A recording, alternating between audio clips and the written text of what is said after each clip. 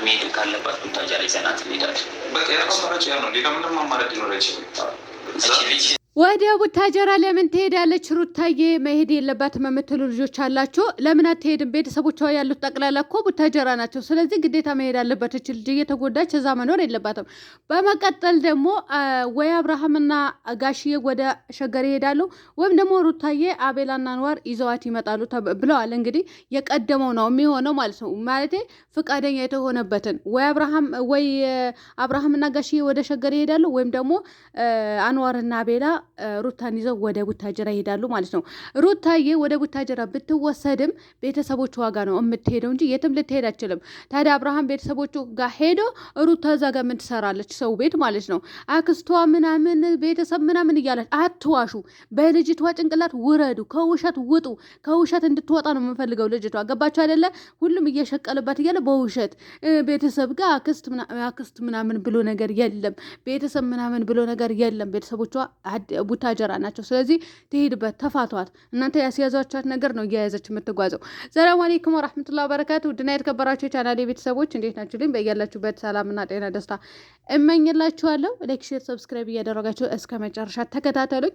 ትላንትና እንግዲህ ሩታ ወደ ቡታጀራ ለምን ትሄዳለች? መሄድም የለባትም ለሱ ብላ ምናምን ትላላችሁ ብዙ ልጆች እና ለሱ ብላ ለአብርሃም ብላ ብቻ ሳይሆን ቤተሰቦቿ እዛ ናቸው። ስለዚህ እቺ ልጅ ታማ የሆነ ነገር ደርሶባት እንደዚህ ተጎሳቅላ መኖር የለባትም እዛ አዲስ አበባ ላይ። ግዴታ ከእናንተ ጋር የሆነ ስትታመሙ፣ ስትቸገሩ፣ የሆነ ስትከፉ ቤተሰብ ከእናንተ ጋር ከእናንተ ጎን ሲኖር ነው የሚያምረው ወይስ ሳይኖር? ስለዚህ እቺ ልጅ ቤተሰብ ያስፈልጋታል። በእናቷ አቅፍ እስኪ ትግባ፣ በእናቷ አቅፍ ማለት ነው። እናቷ ታቅፋት እስኪ ትያዛት። የምሬ ነው የምላችሁና የፈለገን ቢሆን ከእናት እኩል የሚሆንላችሁ ነገር የለመዘች ምድር ላይ ማለት ነው።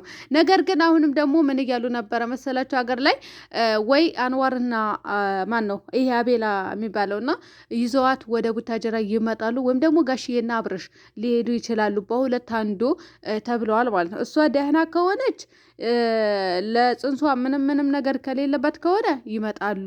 መንገዱ ምናምን ነው ምላችሁ እና በዛ እንትን ከሌለበት ትመጣለች። ነገር ግን መንገድም አለ ሲጀመር ሌላ መንገድ፣ ያንን መንገድ አይደለም ተብለዋል። ወይም ደግሞ በዛ በኩል ጋሽዬና አብርሃም ወደ ሸገር ይሄዳሉ ማለት ነው። ከዛ ነገሩ ያበቃል። እንደ አብርሃምን ጋሽዬ በጥፊ በወለወልከልን። የምሬን ነው ምላችሁ። ይሄን የሰሞኑ ራሱ እኮ ከቪዲዮ ጀርባማ ሳትመታ አይቀርም፣ አንተ ልጅ ሳትቀጣማ አይቀርም፣ እርግጠኛ ነኝ። እናም ይሄዳሉ። በቃ በዚህ ሁኔታ ነው የሚፈታው። ሌላ ምንም የሚፈጠር ነገር የለም ማለት ነው። አብርሃም እንደዚህ ሩታ ታማ ሆስፒታል ተኝታ ዝም አይላትም። አይገርማቸውም? ዝም አይልም፣ እየሮጠ ይሄዳል። ታያላችሁ። ምን አለች በሉኝ። ጋሽዬም ይሄዳል ተብያለሁ። ብቻ አላቅም፣ ወይ እነሱ ይመጣሉ በዛ በኩል በአዲስ አበባ በኩል ወደ ቡታጀራ ይመጣሉ፣ ወይም ደግሞ እና አብርሃም ነው ወደዛ የሚሄዱት። በሁለት አንዱ።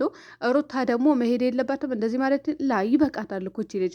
አክስት ከሌ ደንቀሌ ምናምን ይህ ብሎ ነገር የለም እዛ ማንም ስለሌለ ቤተሰብ በጠቅላላ ቡታጀራ ስለሆነ ያለው ወንድሟ አለ አይደለም ወይ ትላላችሁ ብዙ ልጆች ማለት ነው።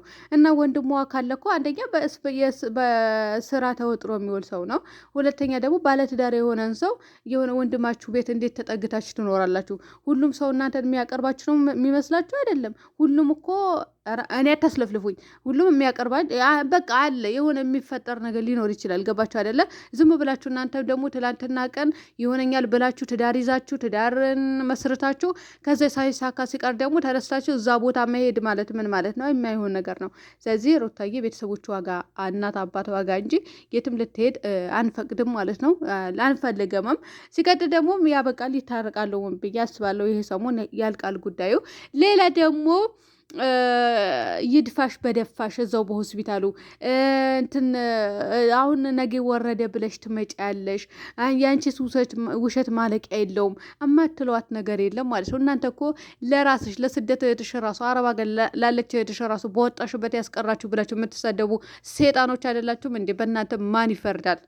እናንተን ለምተናገራችሁ ብሎ ማን ይጠይቃችኋል? በተለይ ያቺ የግመል እግር ደጋፊዎች ማለት ነው። የግመል እግር ደጋፊዎች ኑ ልንገራችሁና ማለት ነው። የእናንተ ግመል እግርዋ 3 ወንድ እኮ ነው በአንድ አመት ውስጥ ያገላበጠችው። ልንገራችሁ 3 አመት ማለት በአንድ አመት 3 ወንድ። የትኛዋ ሴት ናት በአንድ አመት 3 ወንድ የምታገላብጠው? እስኪ ንገሩኝ። በተለይ አሁን እናንተ ሄዳችሁ በኮሜንት ራሱ የምታሽቃብጡ የምትሳደቡ፣ አንዲቷ ሩታን ሰድባ ስትፖስድ ማለት ነው እናንተ ሄዳችሁ እዛ የምታሽቃብጡ የእናንተዋ እኮ 3 ወንድ በአንድ አመት ውስጥ አገላብጣለች በደንብ አድርጋ። ደግሞ ውሸቷ የውሸት ጥግ እንደ ሩታዬ ምን አደረገች? ብትሰራ ራሱ በደንብ አድርጋ ወቅጣ ነው የምትሰራው። በደንብ አድርጋ ልክ እየነገረች ነው የምትሰራው። በዛ ላይ ደግሞ ንግግሯ ስማርት የሆነች የምሬ ነው ብላችሁ ንግግሯ ጣፋጭ የሚጣፍጥ። የእናንተዋ ሁሉ ነገርዋ ጋዝጋዝ የሚል ንግግር ስትናገር 3 ወንድ አገላበጠች። አሁን 4ተኛው እንጠብቃለን። ምን ችግር አለው? እኛ እንዲህ ሚዲያ እየተከታተል ለማየት ያብቃል ማለት ነው። እና አታሽቃብጡ ብዙም እኛ ከተነሳንባችሁ ማለት ነው አንድ በአንድ ዝርዝር በዝርዝር እያወጣን እንበትንባችኋለን። ሲቀጥል ደግሞ ልጅቷ መሰደብ ብቻ ሳይሆን ሚዲያው ላይ እንድትጠላ ነው የምናደርጋችሁ። ገባችሁ አይደለ? ስለዚህ አርፋችሁ ቁጭ በሉ፣ በሩታ ጭንቅላት ውረዱ። የምትፖስቱ ደግሞ አንዳንድ ልጆች ናቸው የፍቅር ደጋፊ። እውነት ለመናገር ሳላደንቃቸው አላልፍም የምለው ሁላችሁም አይደላችሁም። የተወሰነ ወይ 3 በ10 ወይ 5 ወይ 3 ወይ 2 ብትሆኑ ነው የምትሳደቡት። እናንተ ወስዳችሁ በእንትን ባላችሁት ነው ሌላኛው ሰው መቶ የሚሰድባት ሩታን ማለት ነው። እና እንናገር ካልን እንስደብ ካልን ወይም ደግሞ እዛ ቡታጀራ ውስጥ እያንዳንዱ አድርጋ የደበቀችው ሴት ምን አድርገው የደበቁትን በሙሉ አገላብጠን እናውጣ ካልን ወላሂ ላዚም ነው የምላችሁ ሚዲያ ላይ እንድጠሉ ነው የምናደርጋችሁ። ይጠላሉ ሲጀመር ያለ ምንም ጭቅጭቅ ማለት ነው። ዝም ብላችሁ ልጃችሁ እዛ ደብቃችሁ 3 ወንድ አገላብጡ። የምሬ ነው ብላችሁ 3 ወንድ እዛ ቤቱ ልጆቻቸው እዛ ያስቀምጡና እዛው ማገላበጥ። ከዚህ ውጭ ምን አለ? ምንም የለም። ወይስ እናንተ ምን ታውቃላችሁ? የት ታውቃላችሁ? ውሸታችሁ ነው በሉና። በሀገራችን ልጆች ራሱ ደግሞ የሀገራችን ልጆች አይደሉም። እንደውም በመጡበት እንዲመለሱ ነው የምንፈልገው። የምር ከኬላ ከሆነ ቦታ ነው የመጡት ማለት ነው። እንደውም አቆሸሹን። ስለዚህ አርፋችሁ ቁጭ በሉ እናንተን ብሎ አድናቂ ማለት ነው። እኔ ሩታ ስትነኳት ነው የምነካችሁ። ገባችሁ አይደለ? ይድፋሽ አይባልም። ይድፋሽ ስትይ አንቺ ቢደፋሽስ ቀድሞ ምን ልትይ ነው? እንትን ነገ ወረደ ብለሽ ልመጭ ነው። ውሸትሽ ማለቂያ የለውም።